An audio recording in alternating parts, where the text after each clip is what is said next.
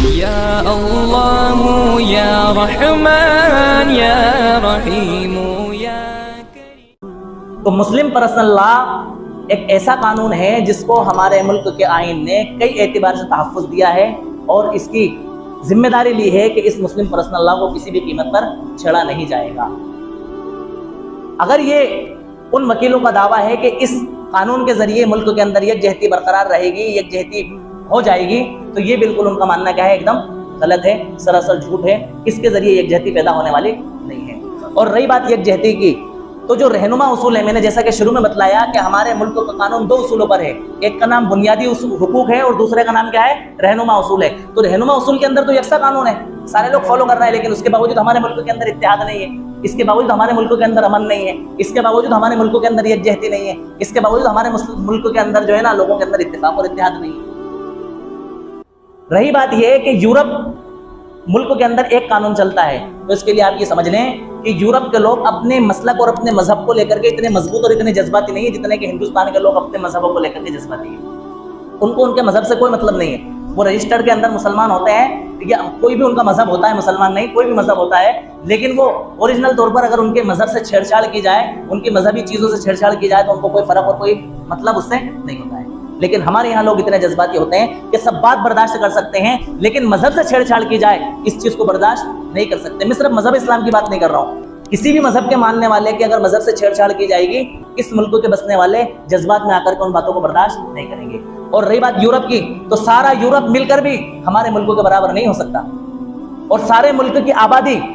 سارے یورپ کی آبادی ہمارے ملک کی آبادی کی برابری نہیں کر سکتی۔ ہم ہمارے ملک کا موازنہ یورپ ملک ممالک سے کسی بھی قیمت پر نہیں کر سکتے۔ اور رہی بات سیکولرزم کی، تو دیکھو سیکولرزم ہر ملک کے اعتبار سے الگ الگ ہوتا ہے۔ سیکولرزم کا ایک مطلب وہ ہے جو کہ فرانس نے لیا ہے کہ ہمارے وہاں مذہب نام کی کوئی چیز نہیں ہے، مذہب کو بالکل ختم کر دیا جائے، مذہب کو بالکل جڑ سے اکھاڑ دیا جائے۔ اور سیکولرزم کا ایک مطلب یہ ہوتا ہے کہ حکومت کسی بھی انسان کے مذہب میں دخل اندازی نہیں دے گی، اس سے چھیڑ چھاڑ نہیں کرے گی، یعنی کہ حکومت کا کوئی مذہب نہیں ہوگا، حکومت مذہب سے بالکل بالادست ہو کر کے اور بالکل الگ ہو کر کے حکومت کرے گی، کسی بھی مذہب سے کوئی چھیڑ چھاڑ نہیں کرے گی۔ یورپ کے اکثر ممالک کے اندر یہی والا سیکولرزم پایا جاتا ہے کہ حکومت جو ہوتی ہے کسی بھی مذہب سے تعلق نہیں رکھتی، بلکہ سارے مذہب کے ماننے والوں کو برابر سمجھتی ہے۔ ہمارے ملک کے اندر بھی سیکولرزم کا یہی مطلب ہے کہ ہماری حکومتوں کی نظر میں ہمارے ملک کے سارے مذاہب یکساں ہونا چاہیے اور برابر ہونا چاہیے۔ لہٰذا ہم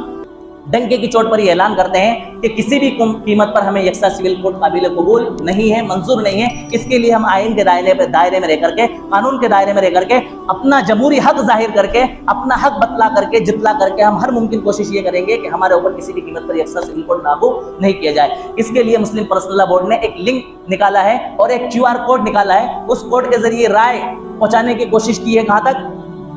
لا کمیشن تک۔ آپ اپنی رائے کا اظہار کریں کہ کیا آپ یکساں سول کوڈ کو پسند کرتے ہیں؟ مخالف اور باطل بھرپور یہ کوشش کر رہا ہے کہ وہ اس فیور میں اپنی رائے پیش کرے لا کمیشن کی ویب سائٹ پہ جا کر کے کہ ہاں ہم یکساں سول کوڈ کے نفاذ کے حق میں ہیں، ہماری مسلمانوں کی ذمہ داری بنتی ہے اپنے مسلم پرسنل لا بچانے کے لیے ہم اس لنک کو ڈھونڈ کر کے، وہ آپ کو جو ہے نا مسلم پرسنل لا کی ویب سائٹ پہ مل جائے گی۔ مسلم پرسنل لا کی ویب سائٹ پہ جا کر کے اس لنک کو تلاش کر کے یا اس QR کو تلاش کر کے، بہت آسان ہے، ہر زبان کے اندر انہوں نے دیا ہوا ہے، اس پہ جا کر کے آپ اپنا احتجاج درج کرائیں اور یہ ظاہر کریں کہ نہیں، ہمیں کسی بھی قیمت پر یکساں سول کوڈ منظور نہیں ہے۔